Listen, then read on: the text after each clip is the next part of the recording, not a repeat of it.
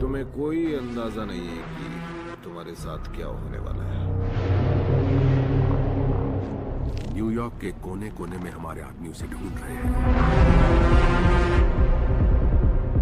शायद हम उसे दोबारा नहीं देख पाएंगे।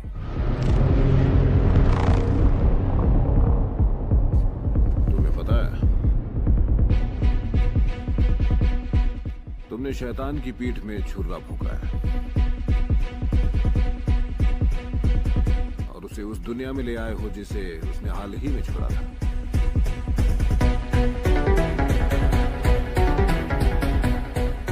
डंस, यह फिल्म समझो भाई भोजपुरी की अब तक की सबसे बड़ी और खतरनाक फिल्म होने वाली है। इसका कई वजह है। दर्शक इस फिल्म को लेकर बहुत परेशान हैं और अब मेकर्स को लेकर बहुत भी बताया जा रहा है कि इसका ट्रेलर कब तक आएगा और कब तक यह फिल्म आप सभी के बीच में रिलीज होगी। तो दोस्तों, इस फिल्म का बहुत ही साधारण सा नाम है डंस और नाम की वजह से दर्शक लोग थोड़ा ज्यादा उतावला हैं। इस फिल्म को लेकर 3 हफ्ते पहले इसका टीजर ग्लोबल म्यूजिक जंक्शन से रिलीज हुआ था। इतना पसंद किया गया है कि भाई कि लगातार 3 वीक से इसका टीजर ट्रेंड कर रहा है यूट्यूब पे। आपको बता दो कि दोस्तों, इतने बड़े लेवल पे ब्लॉकबस्टर फिल्म करने के बाद भी रवि किशन क्या कर लिए, भोजपुरी के लिए कितना ऊपर लेके चले गए। मतलब कहने का यही मतलब है भाई, जब भोजपुरी में कुछ बड़ा होगा तब भोजपुरी बड़ी होगी कि कोई दूसरी इंडस्ट्री में जाके इस इंडस्ट्री को बड़ा किया जा सकता है। अब पवन सिंह को देख लो, अब धीरे धीरे भोजपुरी को बॉलीवुड में ले जा रहे हैं। तो भाई अब धीरे धीरे भोजपुरी आगे बढ़ रही है